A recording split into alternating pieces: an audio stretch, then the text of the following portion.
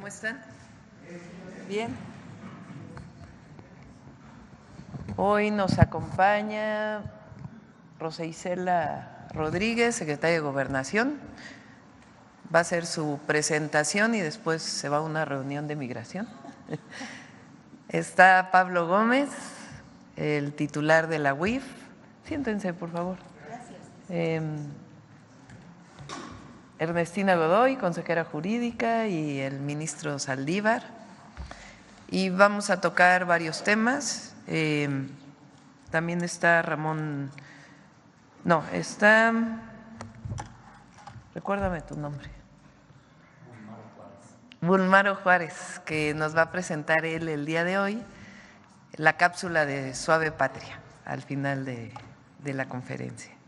Bueno, entonces, antes de iniciar vamos a poner un muy rápido recordatorio de Lázaro Cárdenas, porque el día de mañana es su aniversario luctuoso, de unos minutos, y el general Lázaro Cárdenas.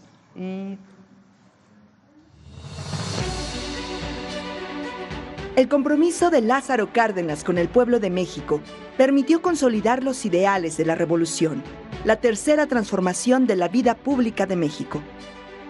Nació en Jiquilpan, Michoacán, el 21 de mayo de 1895, el mayor de 8 hermanos.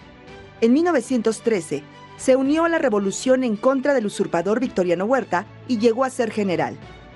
En ese trayecto, mostró las cualidades que con los años lo harían uno de los mejores presidentes de nuestra historia: valentía, lealtad, sencillez, austeridad y solidaridad. En 1928, Lázaro Cárdenas fue elegido gobernador de Michoacán y de inmediato aplicó medidas para paliar la desigualdad y la pobreza.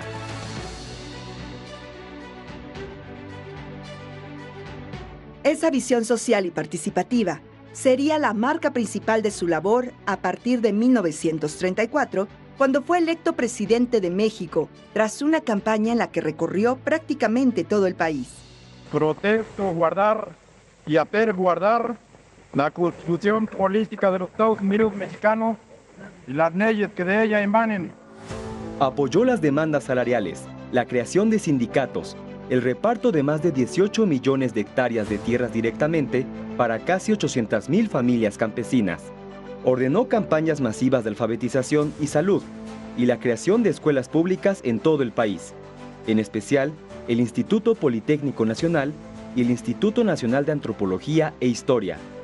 Estas acciones generaron los ataques de la oposición, de la burguesía nacional y de los empresarios extranjeros, de la prensa y hasta de los partidarios de Plutarco Elías Calles en el mismo gobierno. Pero Lázaro Cárdenas los enfrentó con absoluta determinación. Y en 1938, ante el desacato de las empresas petroleras para cumplir la ley mexicana, tomó la trascendental decisión de expropiarles y crear Petróleos Mexicanos, que se convirtió en el pivote del desarrollo industrial de México en el siglo XX. Se trata de un caso evidente y claro que obliga al gobierno a aplicar la ley de expropiación en vigor, no solo para someter a las empresas petroleras a la obediencia, sino porque habiendo quedado rotos los contratos de trabajo entre las compañías y sus trabajadores por haberlo así resuelto las autoridades del trabajo, de no ocupar el gobierno las instalaciones de las compañías, vendría la paralización inmediata de la industria petrolera, ocasionando estos males incalculables al resto de la industria y a la economía general del país. Se fueron ya muy lejos los grandes poderosos, que a nuestra linda tierra vinieron a explotar. En todas estas medidas, Cárdenas contó con el apoyo decidido del pueblo, que lo sentía como un mandatario austero, honesto y cercano a sus preocupaciones. Su visión y la manera en la que la hizo realidad representan un ejemplo para todas y todos.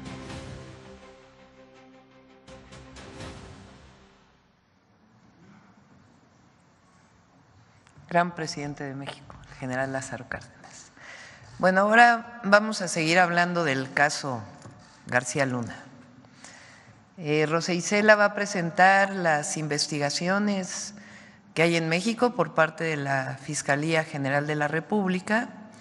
Después Pablo Gómez nos va a presentar, a recordar las investigaciones que hizo la UIF, que también derivaron en carpetas de investigación. Y después vamos a hablar de esta resolución de una jueza que ordena bajar la publicación de la reforma al Poder Judicial, a la presidenta, y entonces Ernestina Godoy y el ministro Saldívar van a explicar por qué no tiene sustento esta solicitud que se está haciendo, no tiene ningún sustento jurídico, y vamos a hablar de ello. Y después pasamos a las preguntas y cerramos con la cápsula de Suave Patria. Adelante, Rosa Isela. Con permiso, Presidenta. Buenos días a todas y a todos. El contexto de este tema es que esta semana se confirmó que el ex secretario de Seguridad Pública de México y mano derecha del expresidente Felipe Calderón, Genaro García Luna, ayudó durante una década al cártel de Sinaloa a cambio de sobornos millonarios. Aquí está recordar que el juez de distrito de Estados Unidos, Brian Cogan, lo condenó a 38 años de prisión y le impuso una multa de $2 millones para participar en una empresa criminal continua por conspiración para la distribución internacional de cocaína, conspiración para distribuir y posesión con intención de distribuir cocaína, conspiración para importar cocaína y por hacer declaraciones falsas. Así, el Departamento de Justicia, la que sigue, el Departamento de Justicia de Estados Unidos dio los detalles en un comunicado emitido donde afirmó que el exfuncionario traicionó la confianza pública y a las personas que había jurado proteger. La que sigue.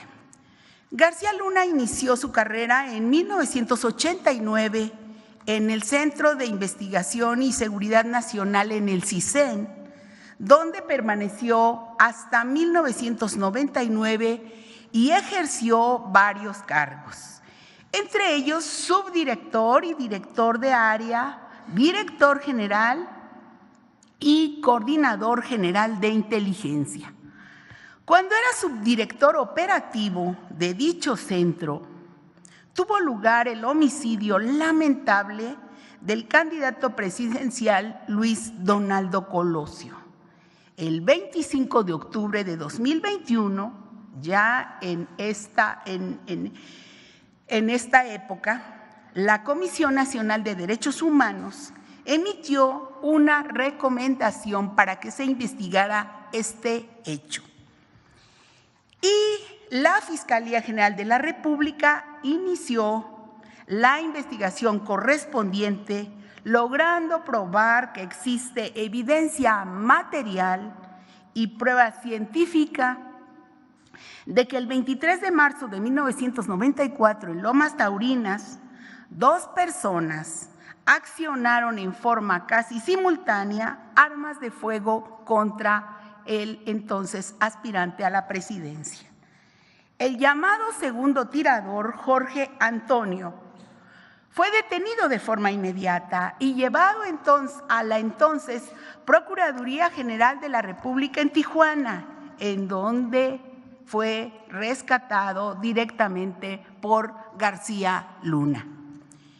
El 29 de enero de 2024, la Fiscalía General de la República, a través de un comunicado, dio a conocer que García Luna encubrió a Jorge Antonio, agente del CISEN, asignado a proteger al aspirante priista.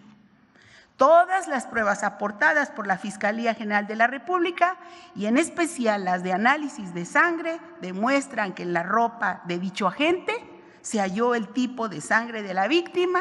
Además, se encuentra debidamente probado que el CISEN mandó al acusado, a García Luna, al lugar de los hechos para después encubrirlo y sacarlo de Tijuana de manera urgente y subrepticia.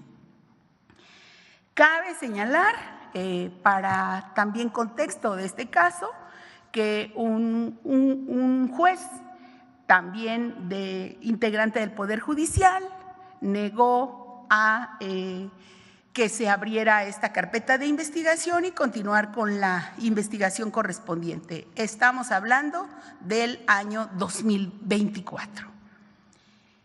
Recordando también que la que sigue, García Luna fue designado en 1999 Coordinador General de Inteligencia de la Policía Federal Preventiva y en diciembre del año 2000, en el gobierno de Vicente Fox, se convirtió en el Director de Operación y Planeación de la Policía Judicial Federal. Y en 2001 fue nombrado titular de la Agencia Federal de Investigación, la AFI. Ya con Calderón en 2006 se convirtió en secretario de Seguridad Pública Federal, cargo en el que se mantuvo todo el sexenio. En noviembre de 2013, García Luna se fue a vivir a Miami, Florida.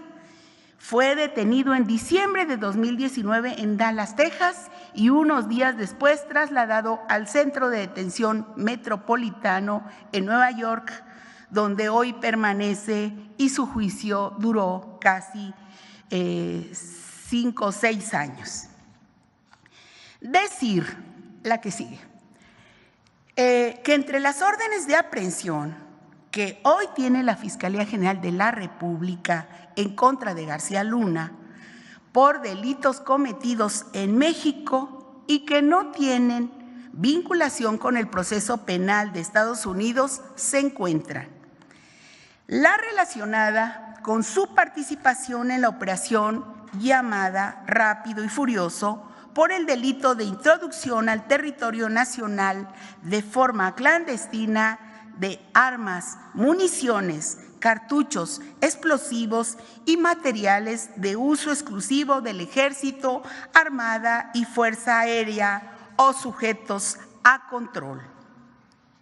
Hay que decir que la averiguación previa se inició en 2009 por la Procuraduría General de la República y que fue hasta el año 2020 cuando García Luna, que ya había dejado de ser secretario de Seguridad, se pudo judicializar por la actual Fiscalía General de la República.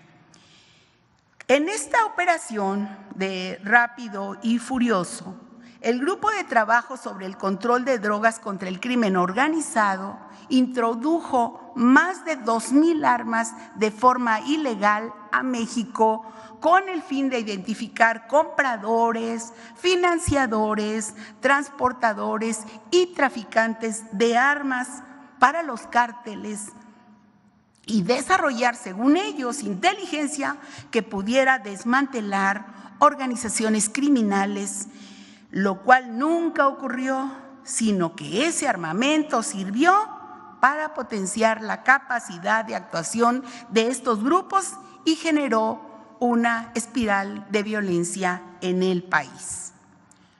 Otra orden de aprehensión en su contra es por el uso indebido de atribuciones, este delito, uso indebido de atribuciones y facultades, así como por asociación delictuosa. Esta investigación también la lleva actualmente la Fiscalía General de la República y se debe a que la Secretaría de Seguridad y Protección Ciudadana en el 2020 promovió una denuncia penal ante la Fiscalía, ya que García Luna promovió un proyecto para la construcción de 12 centros federales de readaptación social bajo el esquema de la participación con la iniciativa privada, logrando que se aprobara el 10 de diciembre de 2010 un presupuesto para la celebración de contratos que se adjudicaron de forma directa a empresas creadas entre julio y octubre de este año 2010, exprofeso para este fin.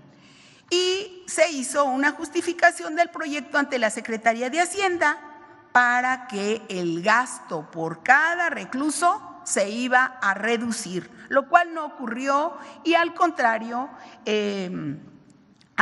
subió en exceso 10, 15 veces más por preso y ya que al pagar un centro de reclusión semivacío, incrementó exageradamente este costo por interno, generando un quebranto a la hacienda pública. Y pues finalmente decir que ayer, antier, un tribunal de Estados Unidos sentenció a Genaro García Luna y con ello también quedan asentados sus vínculos con el crimen organizado. Y pues recordar que el presidente López Obrador desde esta tribuna denunció una y otra vez el involucramiento del secretario de Seguridad de Felipe Calderón con organizaciones criminales. Y el Poder Judicial de la Federación no quiso juzgarlo y en cambio liberó a su socia y le regresó las cuentas a su esposa. El expresidente Calderón le dio a García Luna un poder ilimitado. Su gobierno declaró ante el pueblo una guerra contra los criminales que dejó muchas víctimas inocentes. Y las investigaciones de la Fiscalía General de la República en contra de García Luna, como aquí vimos, continúan abiertas. Y también la recuperación de los recursos del pueblo de México que actualmente litiga el gobierno mexicano en Estados Unidos. Subrayar que actualmente el gobierno de México, las autoridades han decidido siempre estar del lado correcto, del lado de los mexicanos. Y estamos comprometidos con la cero corrupción, la cero impunidad y cero complicidad. Eso sería, Presidenta. Compañero Pablo Gómez.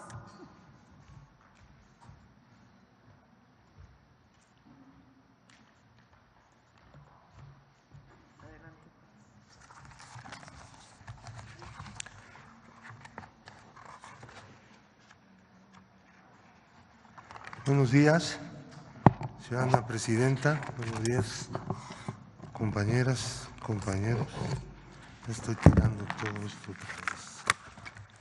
Vamos a hablar de la trama corrupta de García Luna. Durante el periodo de 2009 a 2018, la Policía Federal, el CISEN y el ODAPRIS, que es el organismo de prisiones, otorgaron 30 contratos. García Luna, a través del tejido empresarial del Grupo Weinberg, encabezado por Mauricio Samuel Weinberg López y Jonathan Alexis Weinberg Pinto, obtuvo contratos por un total de $727.923.523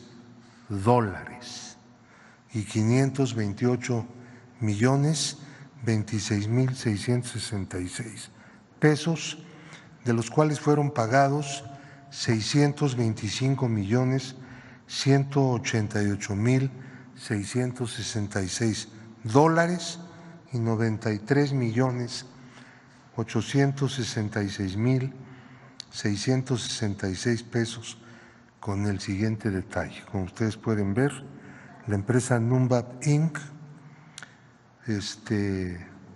Recibió pagos del organismo de prisiones ODAPRIS por 288,5 millones.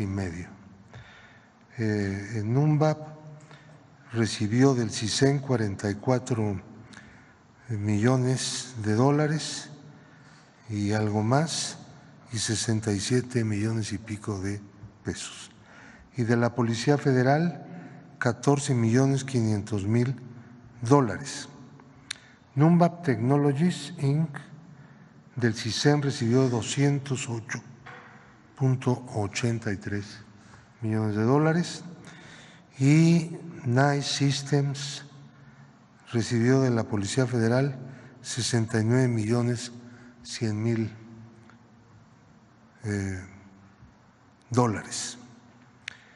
GLAC, que es una empresa que aparece como propiedad de García Luna y su esposa, recibió de la Procuraduría General de Justicia de la Ciudad de México, aquí no hubo contrato, un reconocimiento de adeudo y le pagaron en algún momento 26,666,666 pesos mexicanos con 60 centavos. Este cuadro se conformó gracias al apoyo que llevó a cabo la entonces secretaria de Seguridad Pública, Rosa Isela Rodríguez, que está aquí presente. Bueno, estaba. Se nos adelantó al trabajo. De estos pagos, entre 2009 y 2018, la Policía Federal, CISEN, el ODAPRIS y la Procuraduría pagaron 625 millones y fracción de dólares y 93 millones de pesos al grupo Weinberg a cuentas en México, Barbados e Israel. Entre julio de 2013 a enero de 2020, Numbap envió recursos a Estados Unidos por un total de 528 millones de pesos y 28 millones de dólares de manera directa. Los pagos del cuadro de arriba fueron hechos por entidades gubernamentales y depositados en cuentas de Numbap en el extranjero. Los de los cuadros de abajo fueron hechos por la empresa Numbap, cobrados en cuentas mexicanas y enviados al extranjero posteriormente. Como se puede ver en ese cuadro, en donde tenemos 28 millones y medio de dólares y 528 millones de pesos. Quiero decir que las empresas Numbap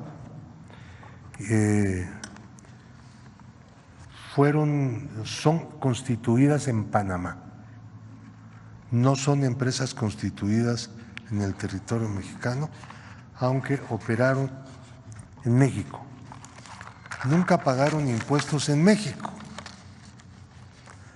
y tampoco que se sepa en algún otro país.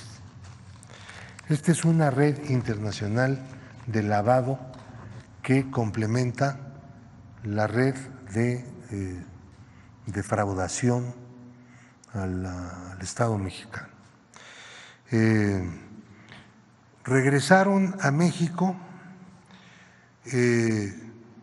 de cuentas del grupo Weinberg 189,801,468 dólares y a 109 beneficiarios, 82 empresas entre 2012 y 2020 por un monto de 182,543,823 dólares, 27 personas físicas entre 12 y 20 también en ese periodo por 7,257 de dólares, un total de 189,80 millones de dólares que volvieron al país en la triangulación que estuvieron haciendo. O sea, les pagaba el Estado mexicano, sacaban el dinero al extranjero y una parte lo regresaban y lo entregaban a empresas que son pantalla, que son empresas de cartón.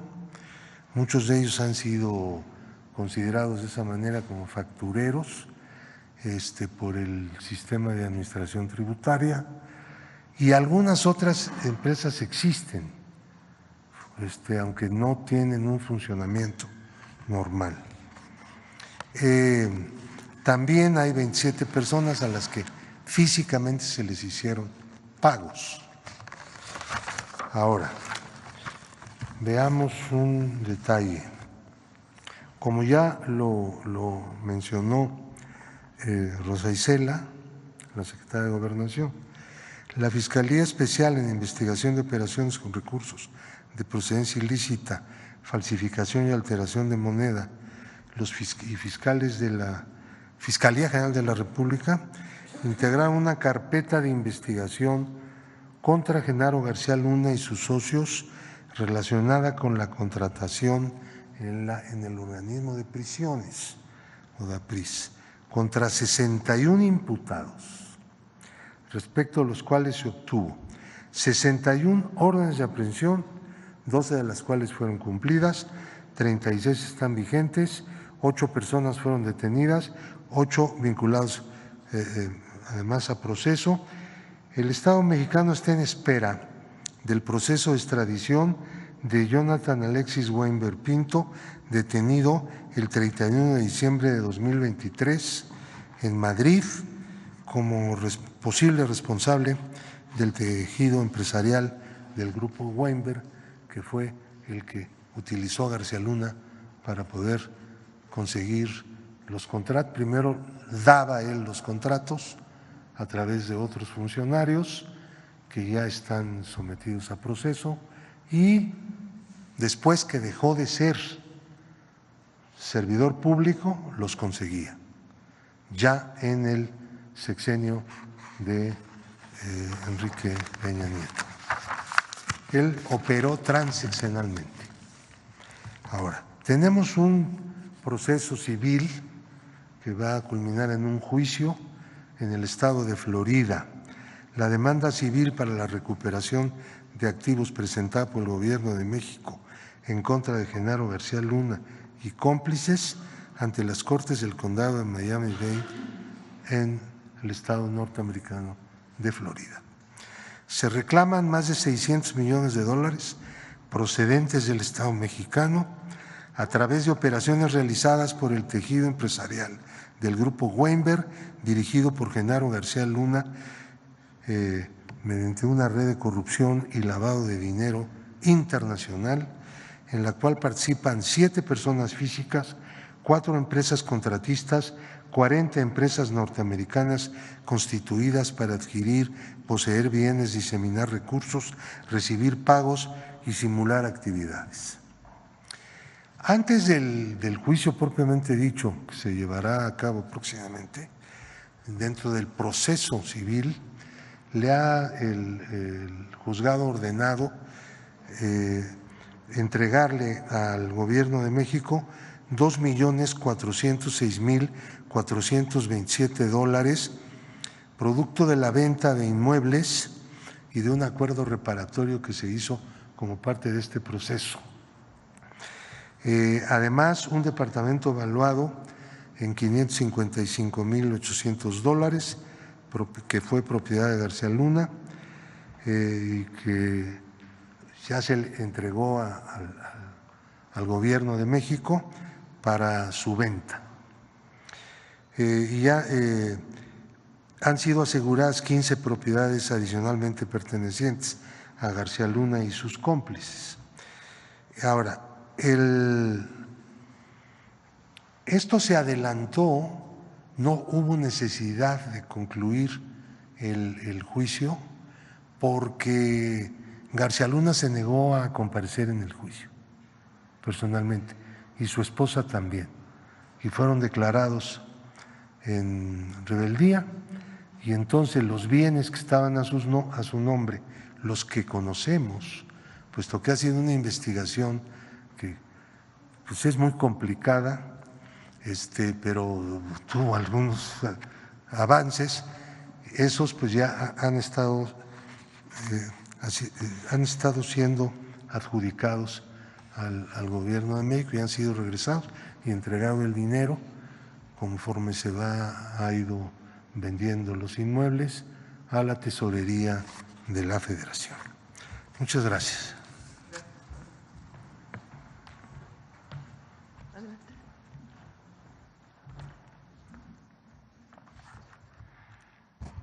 Con su permiso, Presidenta. Muy buenos días.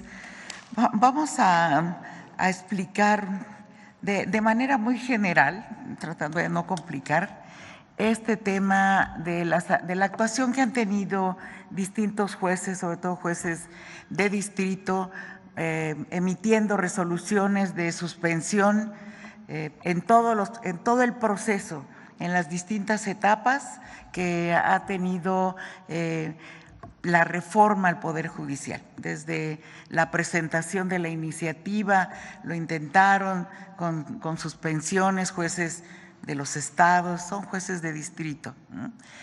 Y así han ido presentando a lo largo de todo este proceso legislativo que ha llevado de manera muy pulcra el Poder Legislativo, y ellos han estado emitiendo una serie de resoluciones.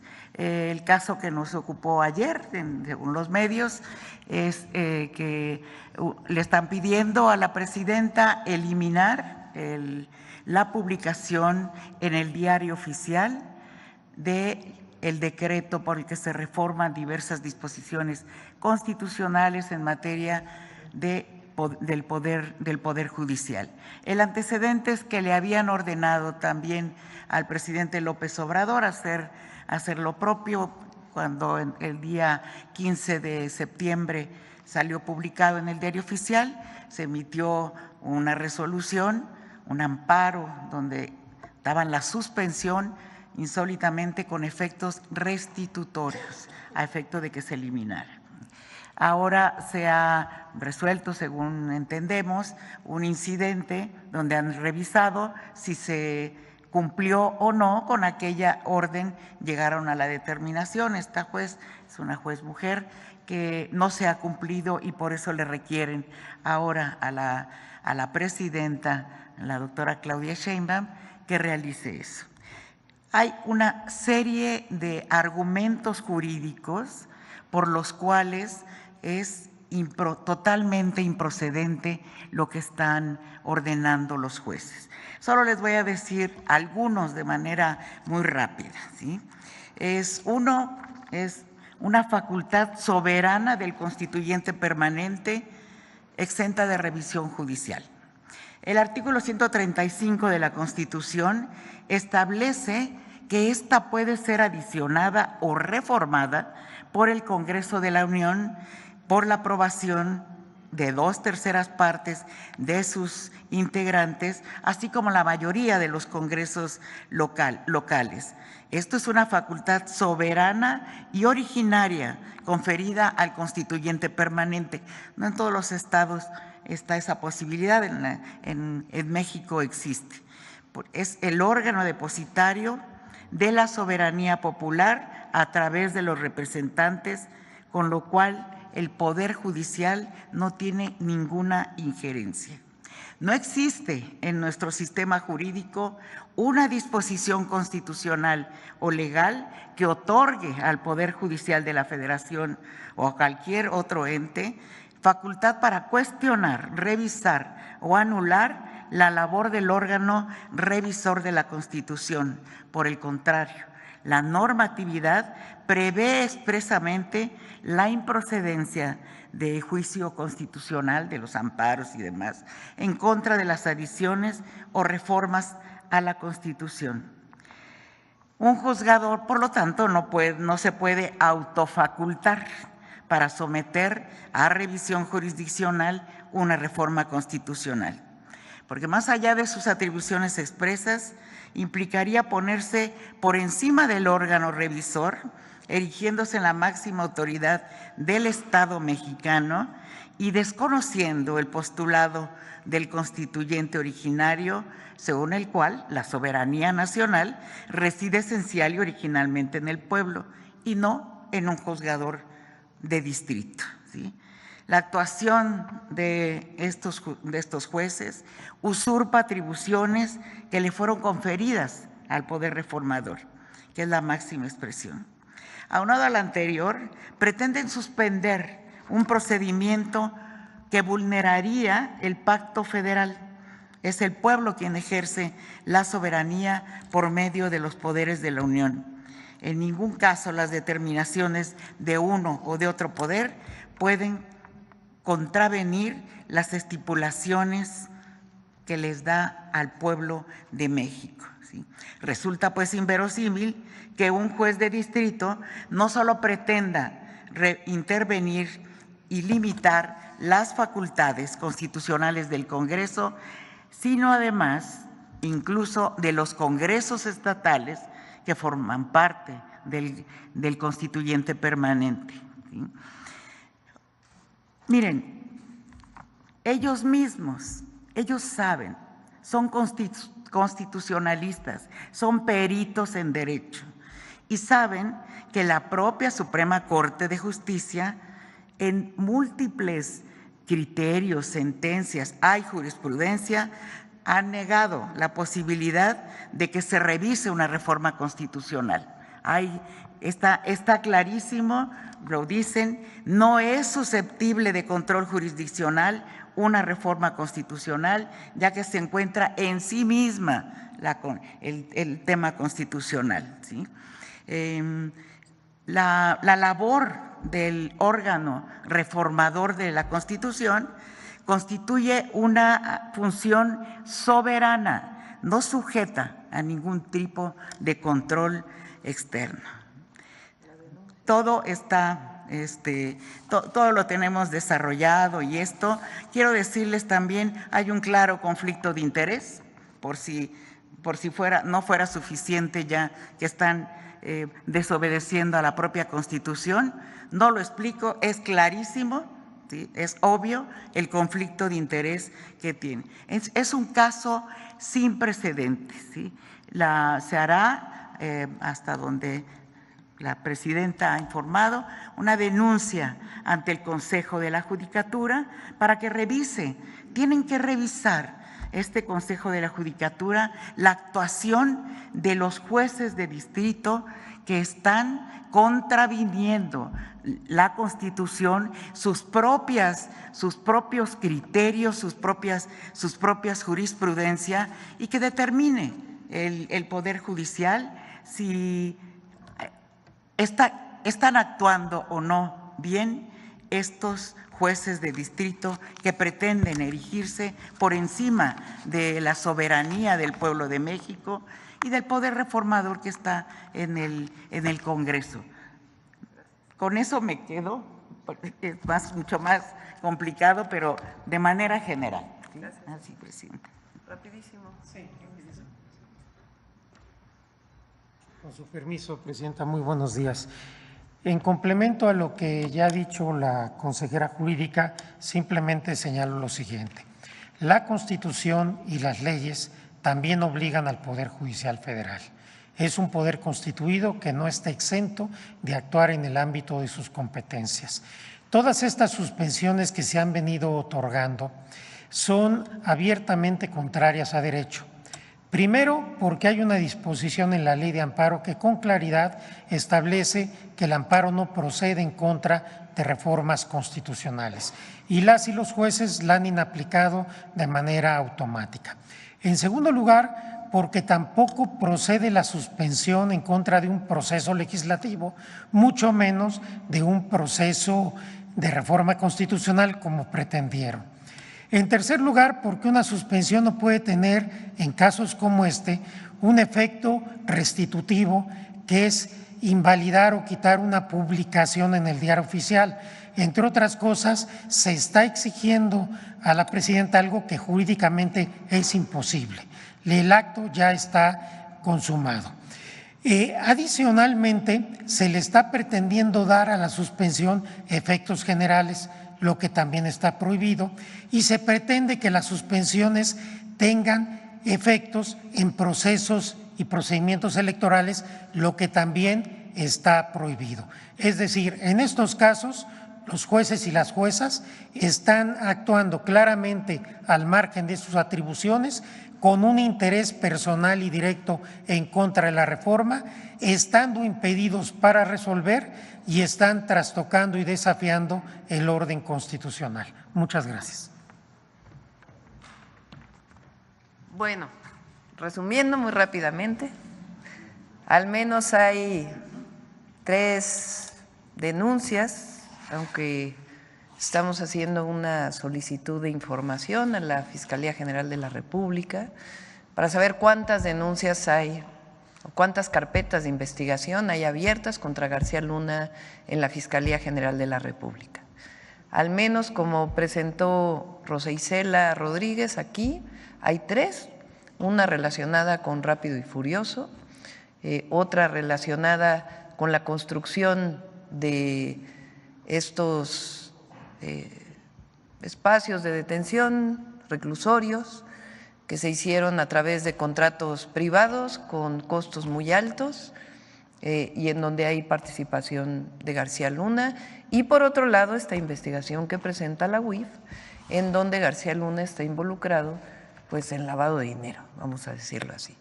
Además, está la carpeta de investigación abierta sobre el caso de Luis Donaldo Colosio, el asesinato de Colosio, en donde la Fiscalía encuentra que Genaro García Luna está involucrado. Sin embargo, un juez no dio la orden de aprehensión. Entonces, son al menos estos casos y estamos haciendo una consulta para ver si hay otros casos en donde hay investigaciones o incluso ya órdenes de aprehensión contra Genaro García Luna en nuestro país. Lo segundo, una juez, le preguntaba ahora a Paulina si me daban el nombre de la juez. El día de ayer no nos ha notificado, es a través de los medios de comunicación, Nancy Juárez de Veracruz, de Coatzacoalcos, Veracruz, ordena bajar la publicación del Diario Oficial de la Federación de la reforma al Poder Judicial. Y ahí dice que si no se hace eso, se dará vista al Ministerio Público y que el delito para la presidenta, porque es un amparo, dentro de un juicio de amparo, son 9 a no sé cuántos años de cárcel. Entonces, ¿cuánto? 3 a 9 años de prisión. Entonces, en el primer caso es muy importante lo de García Luna, porque hay temas jurídicos, denuncias contra el criminal Genaro García Luna en México. Y lo segundo, la explicación que dan Ernestina Godoy y el ministro Saldívar, es que la juez no tiene ninguna atribución para solicitar que se quite del Diario Oficial de la Federación esta publicación. Primero, porque no tiene atribución, porque una juez no está por encima del pueblo de México. Y segundo, porque jurídicamente no tiene ningún sustento lo que está haciendo. Y tercero, porque es el Poder Legislativo quien ordena al presidente, el entonces presidente Andrés Manuel López Obrador, la publicación en el Diario Oficial de la Federación.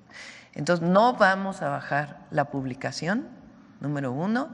Y número 2, vamos a hacer una denuncia de esta juez ante el Consejo de la Judicatura.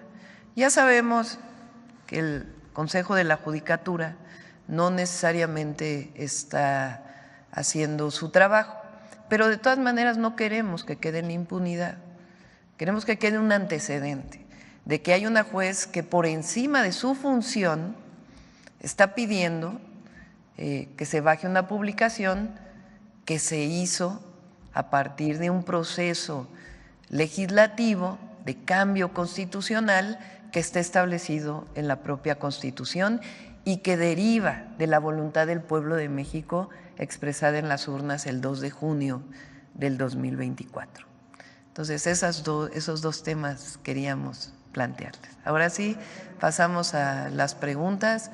Vamos de nuevo a la primera fila, pero acá.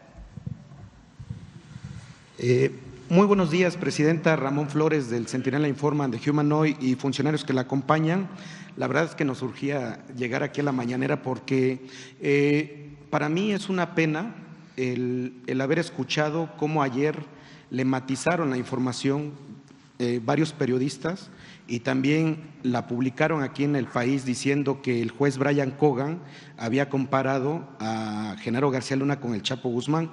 La verdad es que nosotros estuvimos presentes ahí en el juicio, bueno, en el juicio ya de la condena, y él nunca comparó a Genaro García Luna con el Chapo Guzmán. Le voy a decir textuales sus palabras del juez Brian Cogan, donde después de que termina de leer su carta Genaro García Luna, en unas breves palabras de su abogado César de Castro, pues la verdad es que el rostro del juez Brian Cogan se descompuso y le dijo, usted, prácticamente le dice cínico, porque le dice, usted es capaz de estar en la iglesia los fines de semana y saliendo de la iglesia a estar negociando con los narcotraficantes.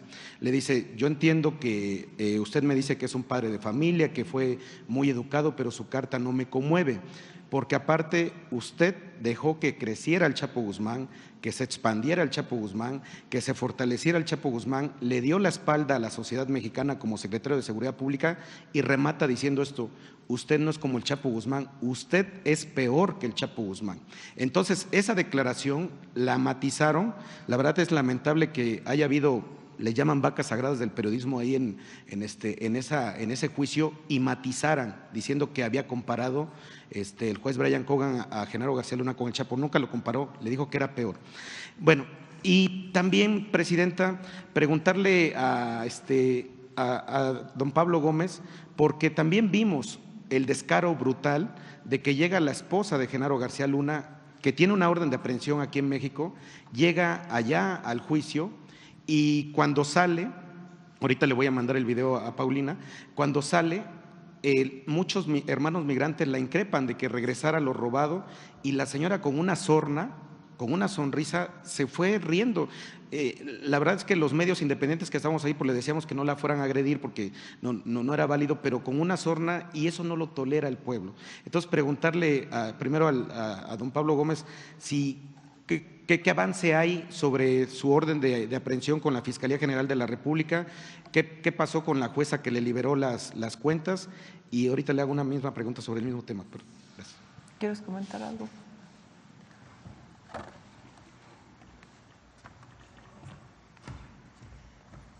Gracias, con permiso. Sí, la orden de aprehensión contra García Luna y contra la esposa de García Luna es un proceso ya abierto que tiene a una gran cantidad de personas que están involucradas en ese procedimiento, que tienen orden de aprehensión. Hay varias personas que están en la cárcel por ese motivo. ¿Qué procede? Solicitar la extradición. Solicitar la extradición de todos los que están en Estados Unidos, empezando por García Luna y su esposa.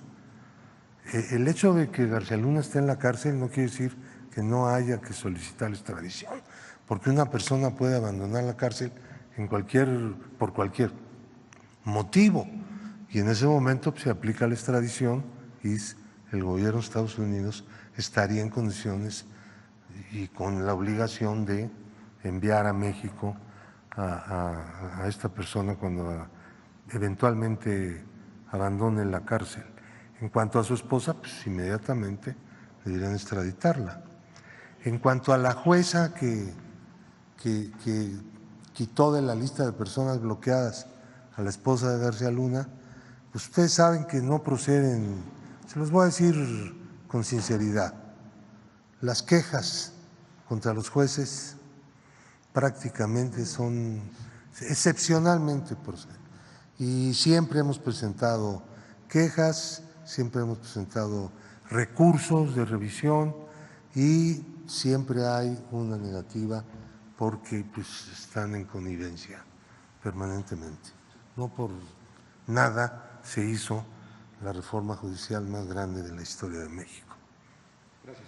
Y, Presidenta, sobre el mismo tema, sobre la declaración del juez Brian Cogan, donde dice que Genaro García Luna es peor que el Chapo Guzmán, preguntarle en concreto, ¿es un mensaje también directo para los próximos funcionarios públicos en este país saber en dónde pueden terminar si ellos se coluden con el narcotráfico o con el crimen organizado?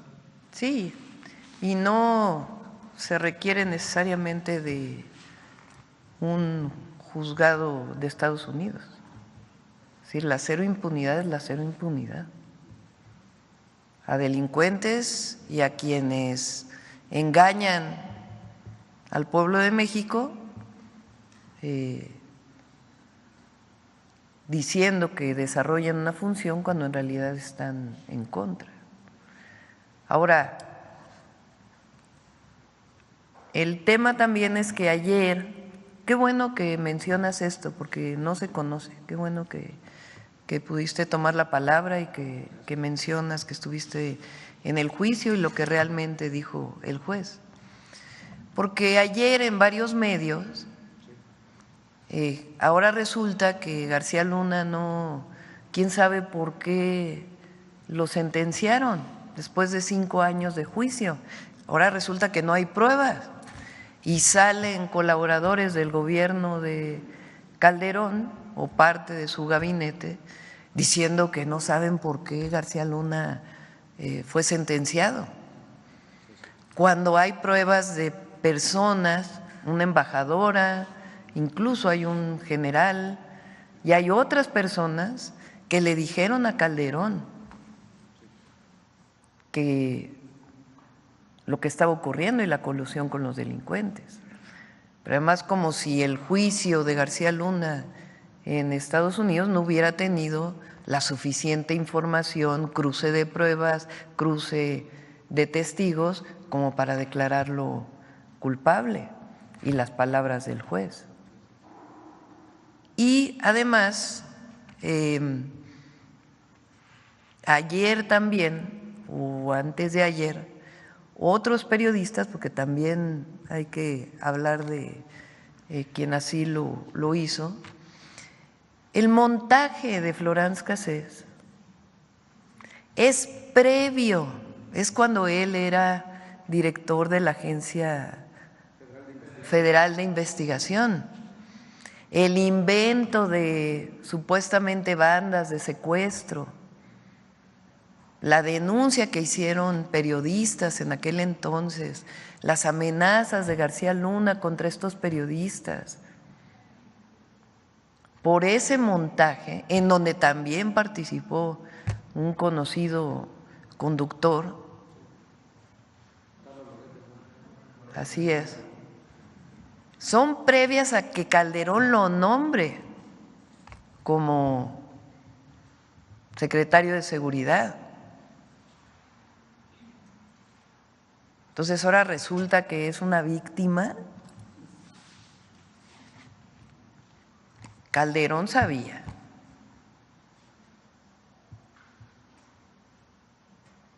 Y no puede él ahora decir que no sabía nada, porque además hay declaraciones de él diciendo yo me haré responsable si resulta culpable. Y entonces cargan ayer un montón de exfuncionarios diciendo que García Luna es inocente. Pues es triple cinismo, hipocresía y todo lo demás.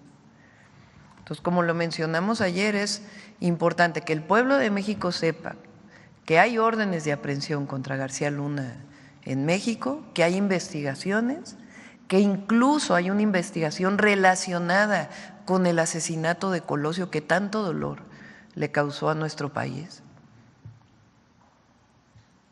Y también pues vamos a ver el tema de la extradición de la esposa. Muchas gracias, Presidenta. En mi segundo tema también nos entrevistamos con muchísimos hermanos migrantes allá en Nueva York. Hay un conflicto que tienen ahí también con el consulado y bueno, se acercaron muchos migrantes a quererle hacer una propuesta a usted, Presidenta, a través de un servidor, de que ellos quieren destrabar el conflicto, de que a veces quieren tramitar su su pasaporte, su INE, su acta de nacimiento, su matrícula consular, y no les dan la información adecuada. Y luego dicen que los funcionarios del gobierno de la 4T son los que no los atienden.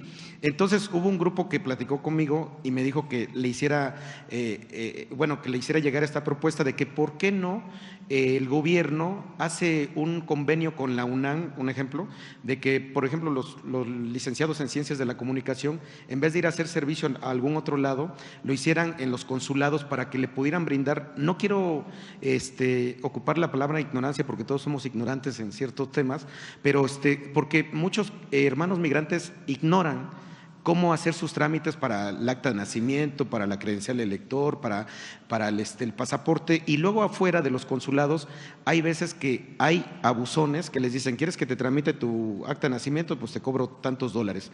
¿Quieres que te tramite tu credencial de elector? Tantos dólares. Entonces ellos decían que si su gobierno podría proponer que cada sábado en cada consulado pudieran darles alguna orientación de cómo hacer sus trámites a los hermanos migrantes para que no tuvieran tantos conflictos con los funcionarios allá en Estados Unidos. Se va a modificar la manera en que operan los consulados. Esa es la principal función del canciller. Está trabajando en ello, en varios sentidos. Uno, hay muchos trámites, como por ejemplo un acta de nacimiento. Son trámites que tienen que ver con los estados, no con la federación, porque los registros civiles tienen que ver jurídicamente con los estados. Entonces, lo que estamos trabajando también pues es la coordinación de las 32 entidades de la República con el sistema consular para poder facilitar la expedición de actas de nacimiento, actas de defunción o cualquier trámite que tenga que ver con el registro civil. Y además otros, por ejemplo, la emisión de la credencial de elector, pues tiene que ver con el Instituto Nacional Electoral y el consulado facilita el espacio para que se dé, pues esto tiene que simplificarse. Entonces, no es responsabilidad de nuestros hermanos migrantes, no es responsabilidad de nuestros paisanos y paisanas que viven del otro lado, el que la atención no sea correcta, es responsabilidad de los consulados. Entonces, por eso tiene que modificarse la forma de atención de los consulados, en donde su principal función sea la atención a las y los mexicanos que viven en particular en los Estados Unidos, pero no solamente. Entonces, está trabajando en ello el secretario Juan Ramón de la Fuente, y ya va a venir aquí para poderlo presentar, pero tenemos también que avanzar en la facilitación de trámites para que pueda ser mucho más fácil el acceso a todo lo que requiere un mexicano o mexicana que vive en el exterior. Okay. Y por último, Presidenta, yo soy originario de un municipio que se llama Río Blanco, Veracruz. Es tiempo de mujeres, como usted lo dice. Se me acercó una señora de 92 años y me dijo que se sentía muy contenta porque ella pensó que iba a fallecer sin ver a una mujer presidenta, pero que ahora dice: por favor, explícale a la presidenta que mencionan a doña Josefa Ortiz sin el Domínguez, y mencionan a varias mujeres más y dicen que es tiempo de mujeres, pero que si usted sería capaz de hacerle justicia a todas las heroínas olvidadas que participaron tanto en el movimiento del 7 de julio de 1907, en lo que fue previo a la revolución allá en Río Blanco, Veracruz, en las que estuvieron también en las huelgas de Cananea, o sea, todas las mujeres que no tienen nombre, que si usted podría hacerles un monumento llamándoles no las heroínas olvidadas, sino las heroínas sin nombre, presidente. De hecho, lo hice en la Ciudad de México.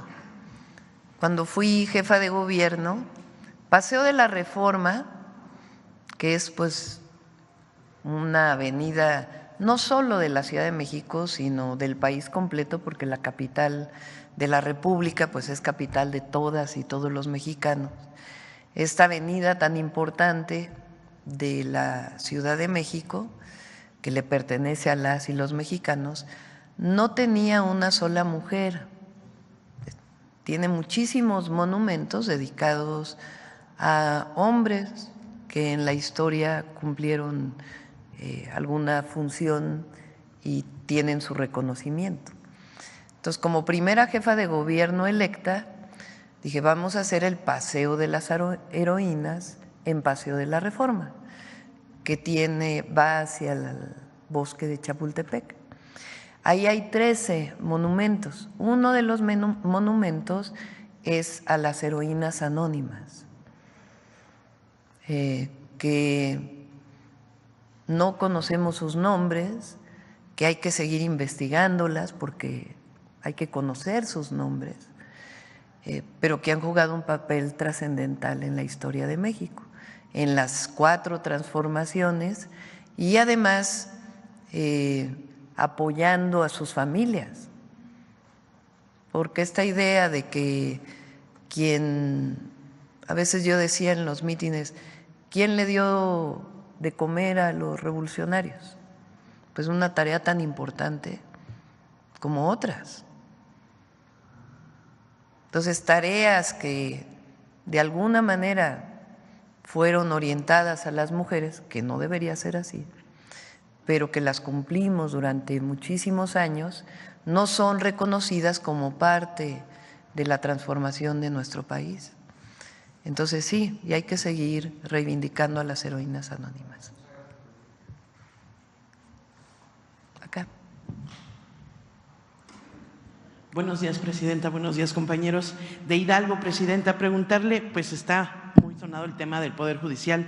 Tengo esta pregunta para usted.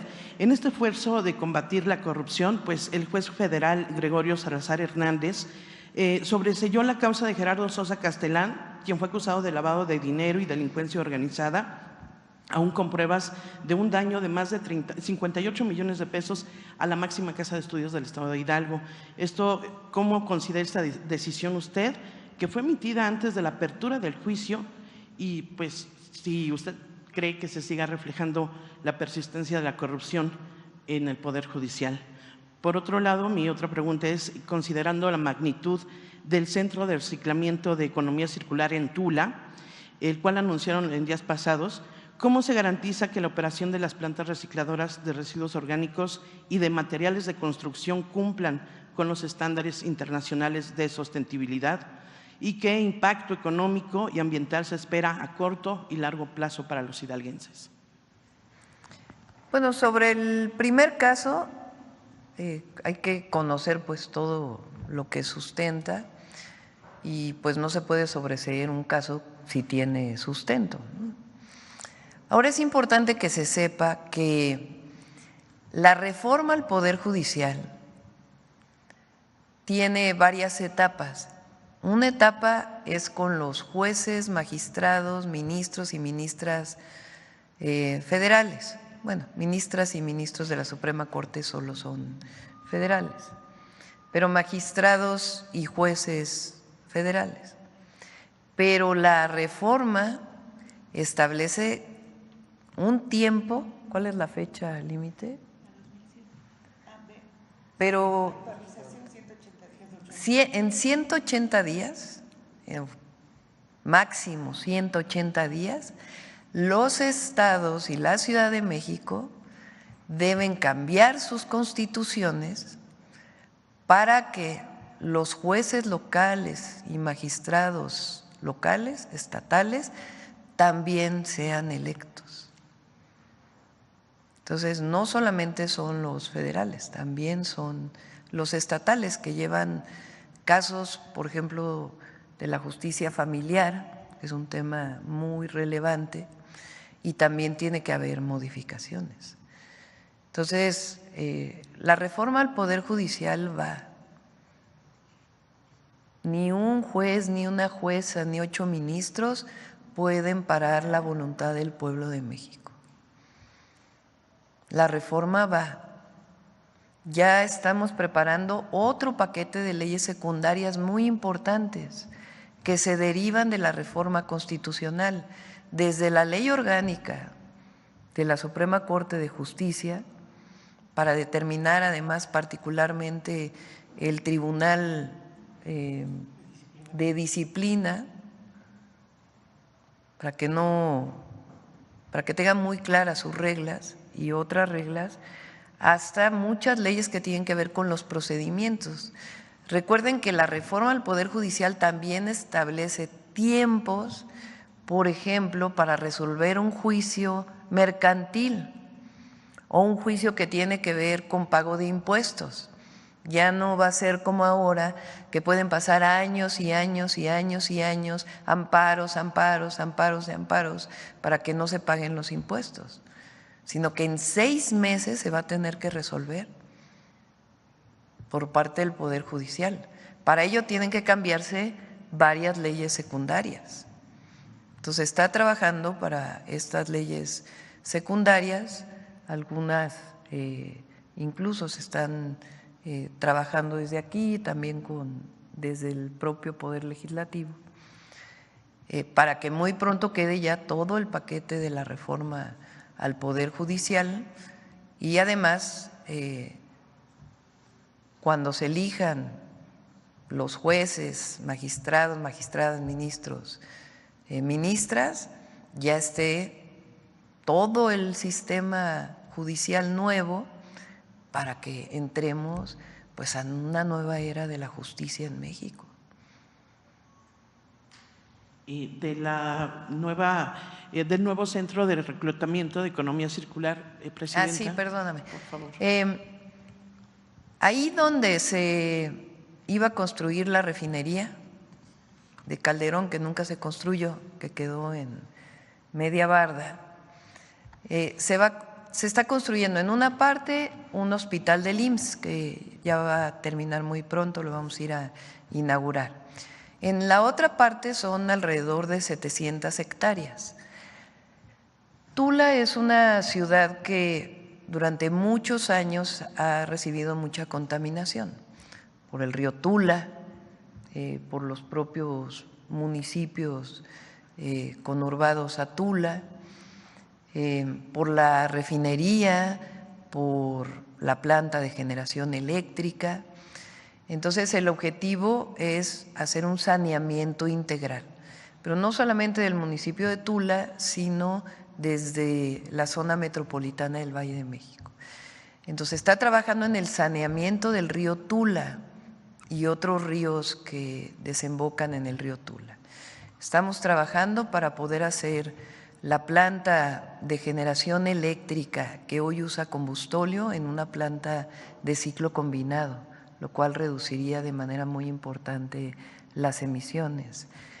La coquizadora de la refinería, que va a ayudar muchísimo, que ya va muy adelantada, el presidente López Obrador la dejó muy adelantada, y además en ese terreno un centro, le llamamos, de economía circular, de reciclamiento de residuos.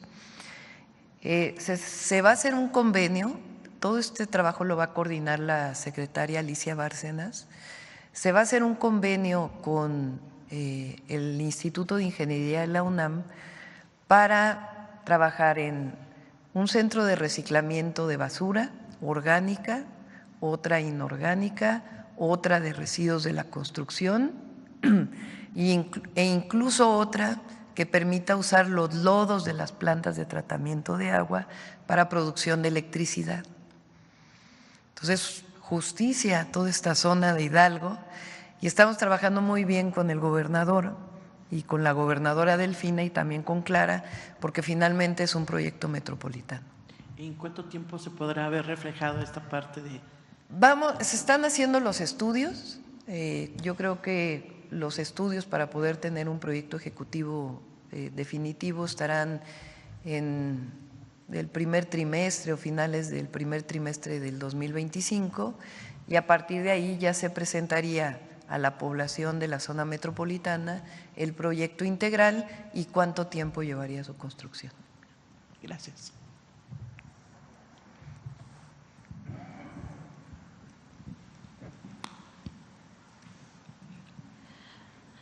Gracias, Presidenta. Muy buenos días. Janet Galindo, de Grupo Transmedia La Chispa.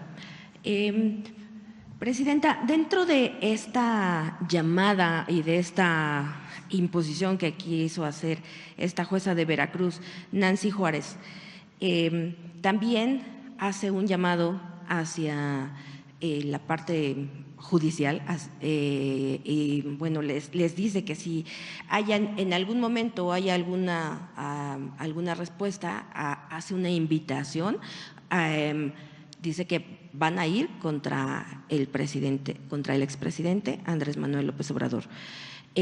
¿Cuál sería su opinión en este caso? Y pues también saber qué es lo que ha pasado con el juez César de Castro, que también fue quien… el abogado César de Castro, quien también quiso manchar el nombre del presidente. No sé, ¿cuál sería su opinión en torno a esto, presidenta? Pues es que no tiene sustento. Y además hay que repetirlo a los trabajadores y trabajadoras del Poder Judicial. Ellos no tienen de qué preocuparse, a menos que estén defendiendo algún privilegio en particular o algún negocio, porque sus salarios, sus compensaciones, todo lo que cubre sus ingresos van a ser respetados. Así lo dice un artículo transitorio de la reforma en la Constitución. Un trabajador del Poder Judicial tiene su salario, su ingreso, vamos a ponerlo así, se compone de diferentes agregados.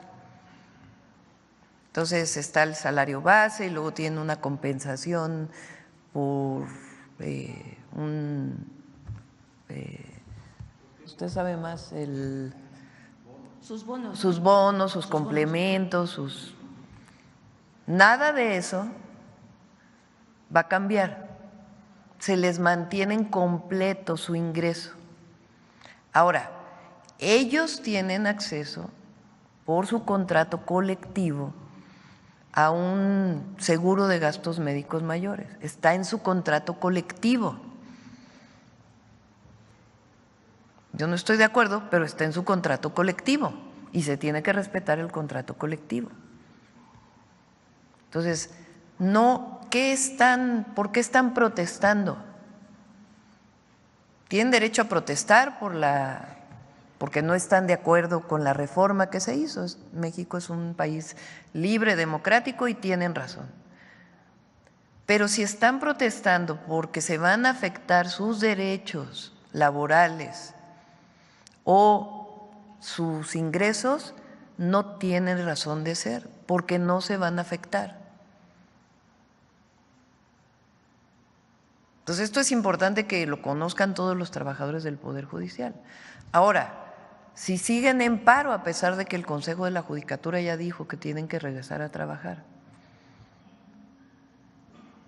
pues entonces que el Consejo de la Judicatura pues les aplique los descuentos que se tienen que aplicar porque alguien no vaya a trabajar.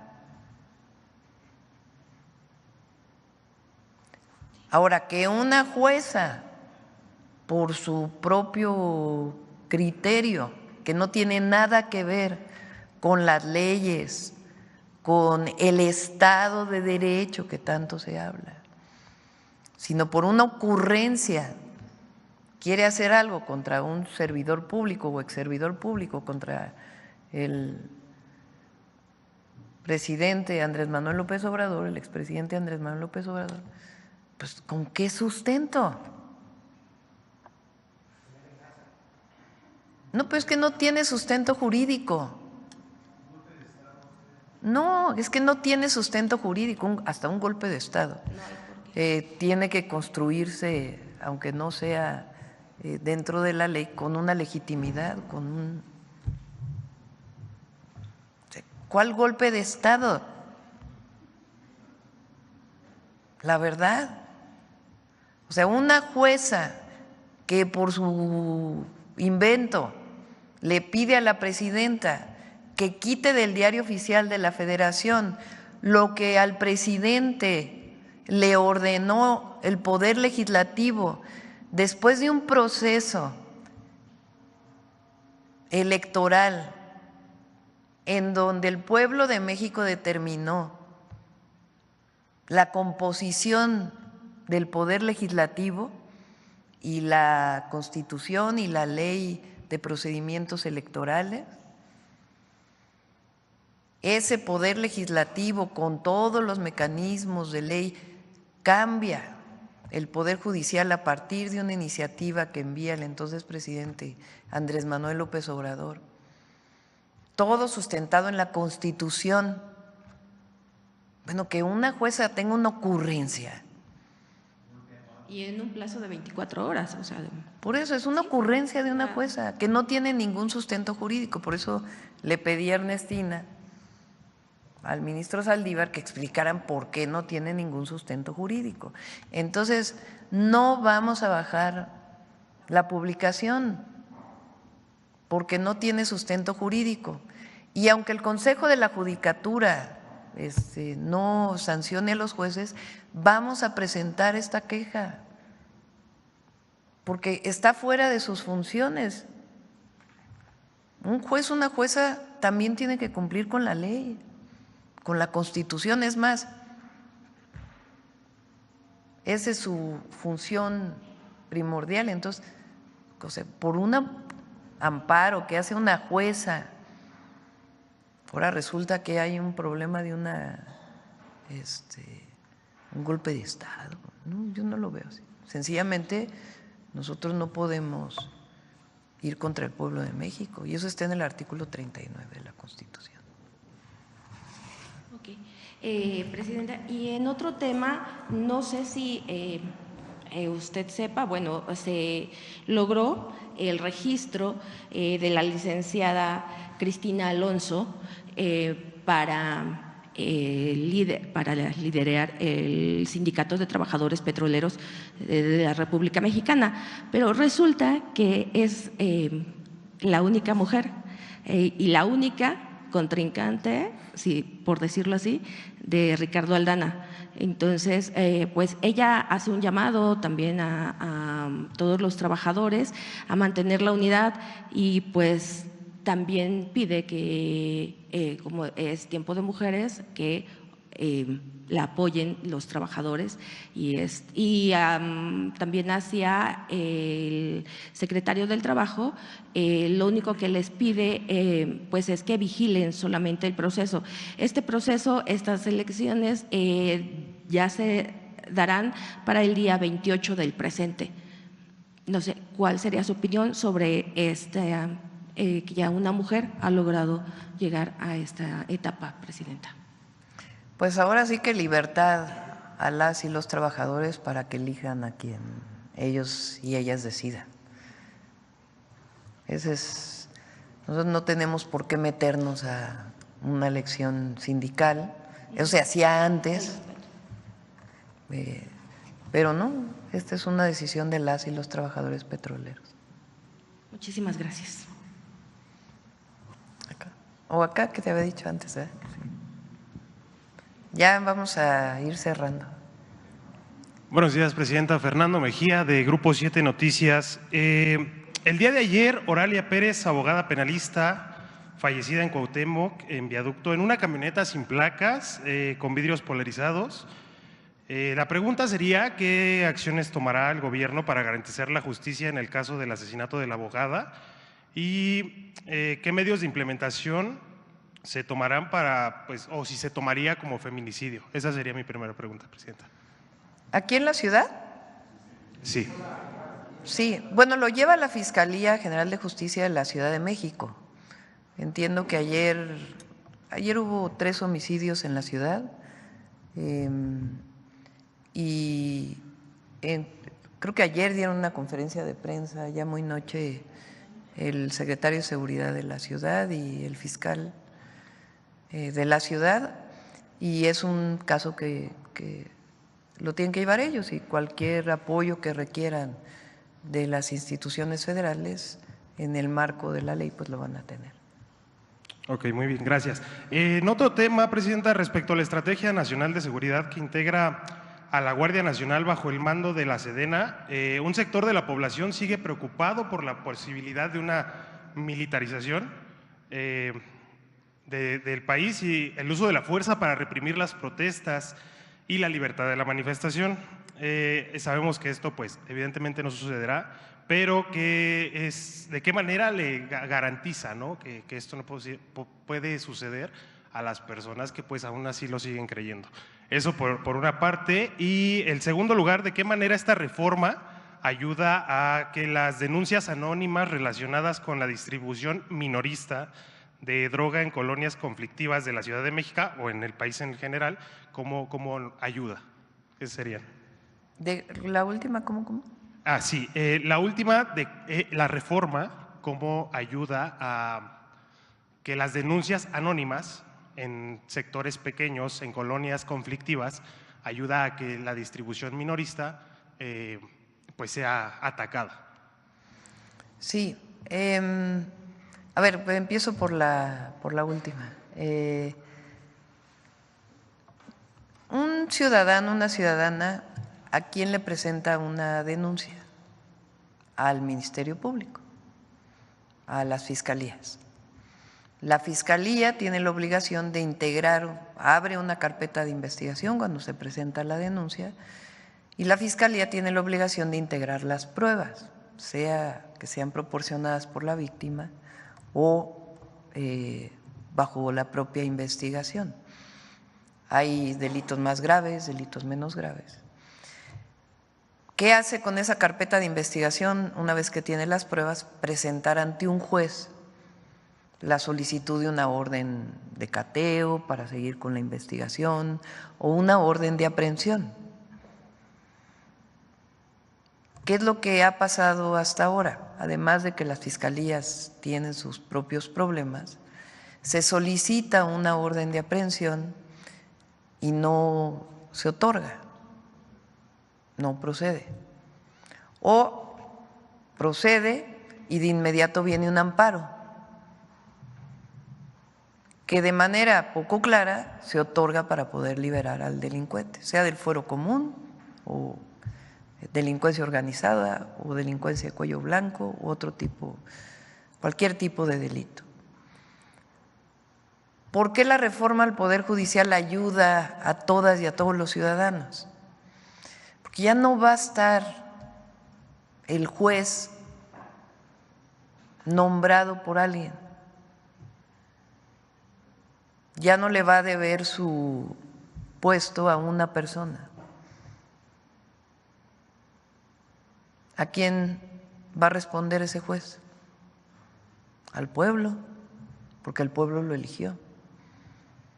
Y su elección va a ser abierta, conocida, transparente. Pero además, en vez de que exista el Consejo de la Judicatura, va a haber un tribunal de disciplina que con una serie de normas y una serie de reglas va a sancionar al juez que cometa un acto de corrupción, alguna irregularidad, con sus criterios, sin subjetividades. Ese tribunal también va a ser electo. Entonces, ¿qué estamos construyendo? Un sistema de justicia y un poder judicial distinto al que tenemos ahora, que aquí se ha presentado en muchas ocasiones las irregularidades.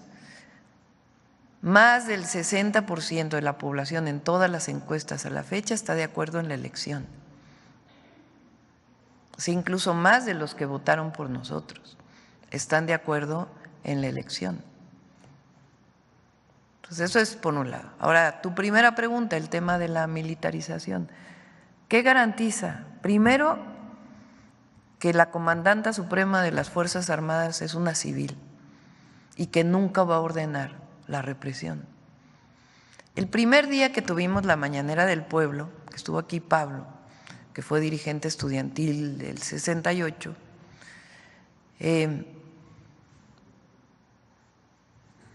presentamos un decreto, una publicación que salió en el Diario Oficial de la Federación,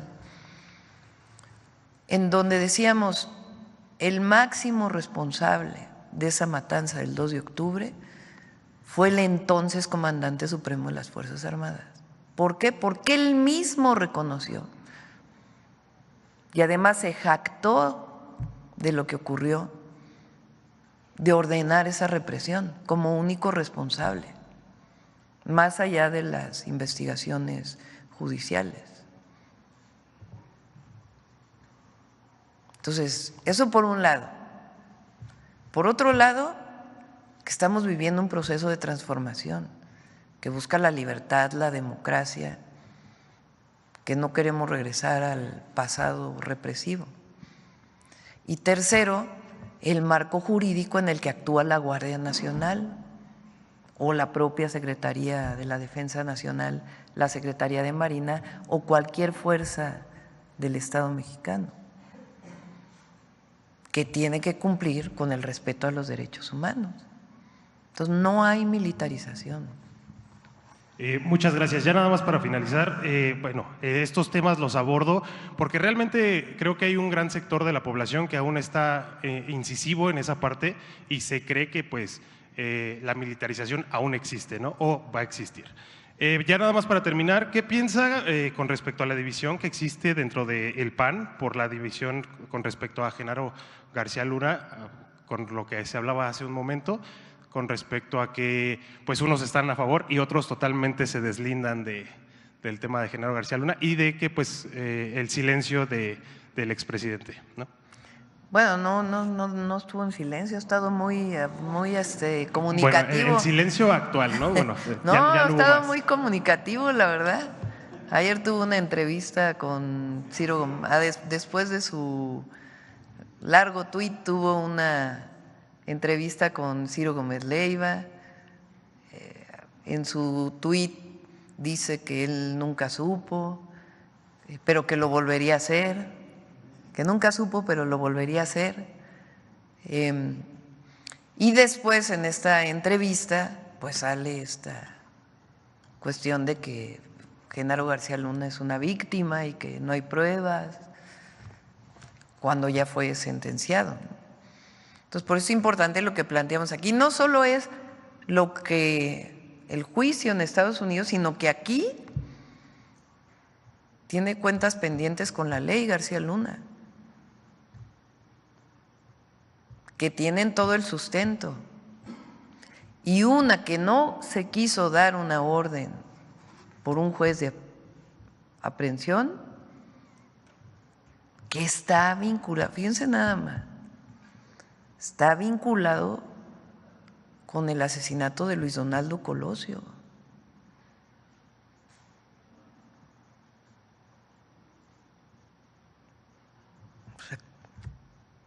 Y luego el expresidente que dice que lo volvería a hacer,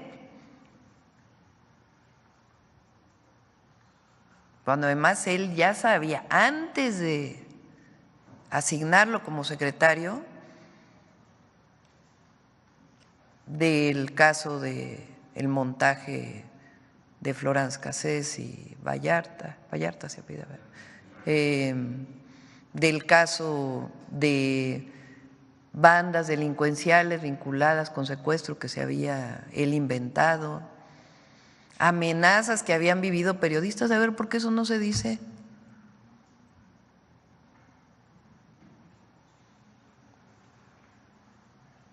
Entonces, no, sí ha estado muy comunicativo. El asunto es que la verdad es que el pueblo de México sabe.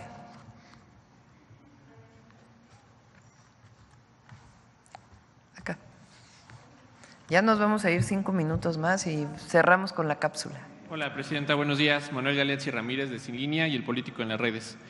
Preguntarle su opinión y su postura respecto a la suspensión en el INE de la elección de jueces, bueno, del proceso para elegir a jueces, magistrados y ministros. La presidenta del INE dijo que va a acatar las resoluciones para, pues, no desobedecer esto y que si bien sigue en curso todos los demás procedimientos, pues van a esperar a ver qué resuelve. Primero, esa sería mi primera. Sí, no está suspendido. Lo que llamó la presidenta del INE, y creo que es pertinente, es a que el Tribunal Electoral del Poder Judicial de la Federación pudiera manifestarse en torno a estos amparos que se están recibiendo. Porque también es importante que se sepa, en el caso de elecciones, quien tiene la atribución final para determinar si procede o no una elección, decir si se realizó bien o mal, no es la Suprema Corte de Justicia de la Nación, es el Tribunal Electoral del Poder Judicial de la Federación. Entonces, lo que hizo la presidenta del INE es decir, pedirle al Tribunal Electoral que se manifieste en torno a esto. Ok, sí, bueno, dice que están en espera de resoluciones jurídicas precisamente y bueno, esto no podría llegar a frenar o pausar cada vez más la elección de jueces, magistrados y ministros. Usted ahorita descartaba que hay un golpe de Estado, pero ¿no sería esto una estrategia de los mismos jueces, magistrados y ministros para dilatar el proceso?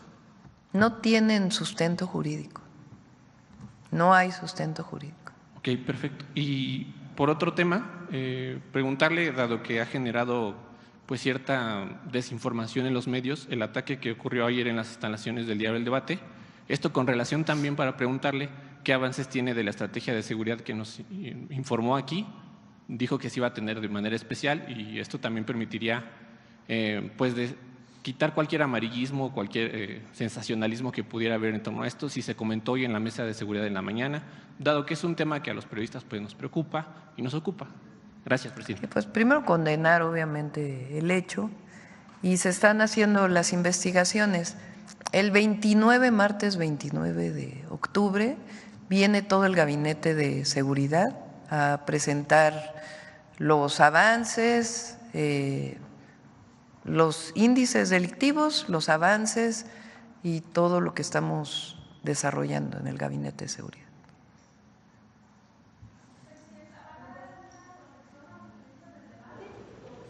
Si lo solicitan, por supuesto que sí. Vamos a estar en contacto con ellos.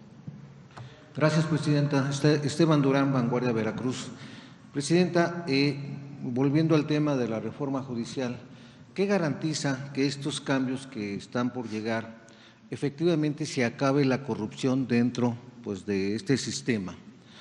Porque es bien sabido que la corrupción empieza con los policías, cuando detienen a alguien ilegalmente, cuando revisan su vehículo, le revisan su mochila, le siembran droga, le siembran armas, y ahí empieza ese penal para muchas personas, sobre todo para las madres, para las hermanas, para las hijas, que por estos motivos pues están sus familiares en las cárceles, están ilegalmente con carpetas fabricadas de delitos.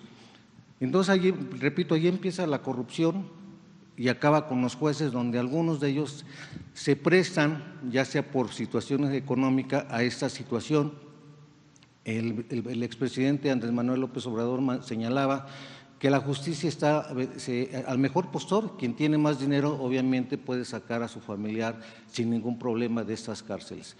¿Qué garantiza esto, presidente? Que efectivamente se acabe con esto, porque la violencia, como usted lo manifestó, pues es contra las mujeres, contra las madres, contra las hermanas, contra las tías, etcétera, que ven con mucha pena, se acaban sus días ahí, se acaba su poca economía que tienen, para poder recabar pues el dinero que les están exigiendo los abogados o pseudoabogados que se aprovechan de las circunstancias para pedirles dinero por cualquier cosa, por copias, por aquello, por lo otro.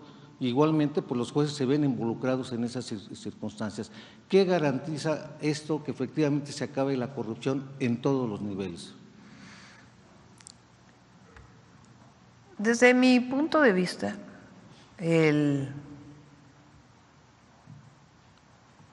siempre es mejor que decida el pueblo, en el caso del Poder Judicial, a lo que hemos vivido durante todo este periodo. Si un juez, una jueza, es electo por el pueblo de México, es muy distinto a que alguien lo nombre, aunque digan que hay carrera judicial.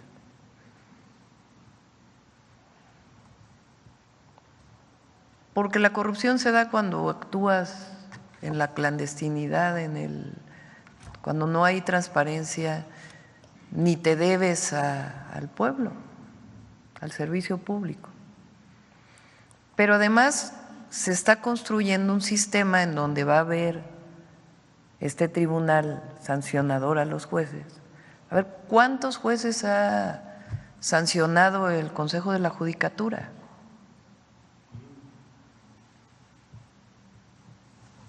Entonces va a haber un tribunal que va a estar revisando con criterios, no se trata de que no tenga, por eso es la ley orgánica que se va a presentar, que tenga reglas, pero que sean sancionados frente a denuncia ciudadana o frente a la propia actuación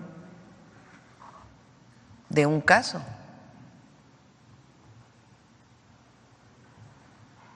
Entonces es mucho mejor que se elijan al sistema actual y los ministros y ministras de la Corte. Por eso cuando en un espacio preguntas qué es mejor, que los elige el Senado o el pueblo de México, y la gente dice el pueblo de México.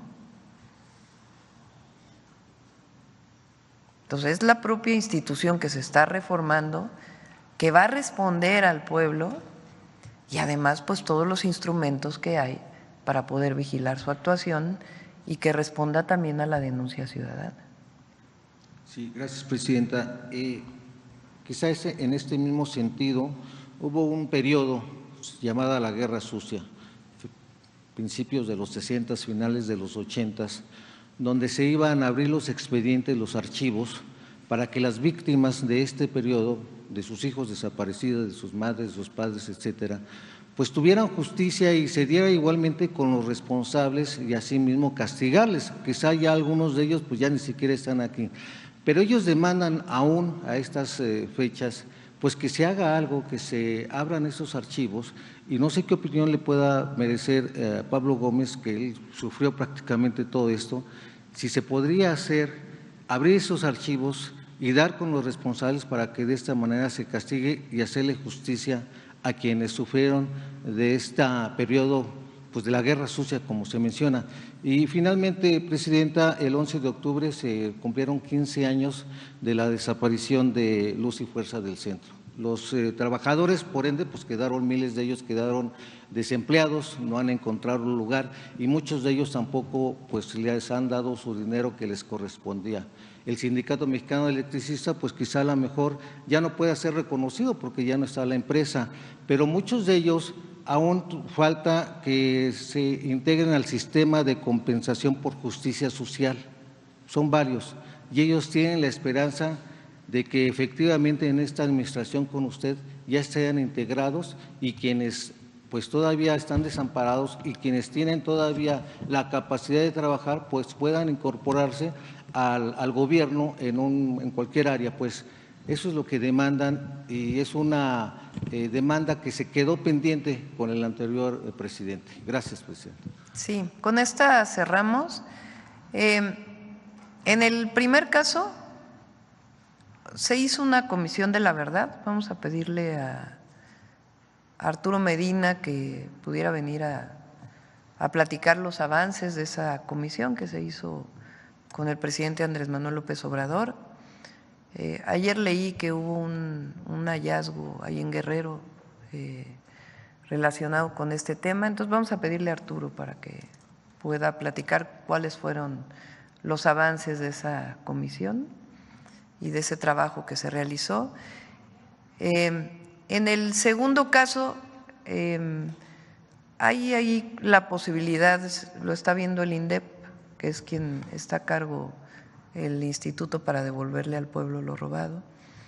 Es la institución que el presidente orientó, y además por ley es así, que viera el tema de la indemnización a las y los trabajadores de esta injusticia que se cometió en el periodo de Calderón, de la desaparición de Luz y Fuerza del Centro. Entonces lo revisamos.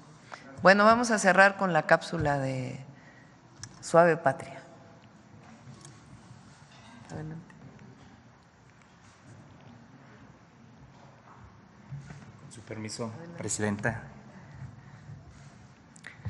Cuari, presidenta, Cuari a todos los que se encuentran en este recinto. Les acabo de decir buenos días en la lengua ralámuli del estado de Chihuahua. Voy a ser muy breve. Cada semana nosotros vamos a presentar en esta sección unas cápsulas que se llaman Suave Patria, donde vamos a abordar mucha de las vidas, mucha de la experiencia, de los triunfos que han tenido mujeres, hombres y la sociedad en general. En esta ocasión, el equipo de Suave Patria, tenemos el honor de presentar a Lorena Ramírez, una corredora rarámuri del municipio de Huichocha, del estado de Chihuahua. Como ustedes verán, la historia Huachochi, Chihuahua. Como ustedes verán, la historia de Lorena Ramírez ha estado en desafíos, pero también es una historia que realmente ha servido y ha motivado a muchas mujeres mexicanas. Matetera va con ustedes esta cápsula. Gracias.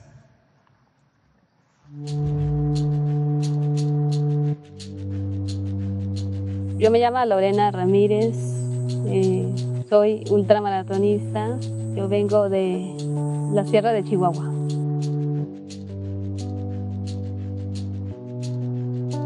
Sí he vivido discriminación por ser indígena, yo creo. De acuerdo con los datos más recientes de la Encuesta Nacional sobre Discriminación 2022, el 28.9% de las mujeres que refirieron haber sufrido discriminación señalaron que la razón fue por ser indígena o afromexicana. Como ando así, pues veo así, pues no me dejan pasar, hay mesas. En la puerta, pues ahí me quedaban. Me siento muy contenta vestir así como ando y correr a otros países, mostrar mi cultura rarámuri, cómo somos rarámuri y cómo vestimos, presentar a mi país aquí en México. Somos 6 corredores, mi papá era corredor. Cuando era niña sufría mucho por la necesidad, comida y ropa. No tenía ganas de tener ropas nuevas, tomar cosas de jugos, leches. Por eso hicimos fundación, porque yo sí viví en medio de la montaña, pues yo conozco cómo vive la gente, mis hermanos indígenas, y yo soy una mujer rarámuri mexicana.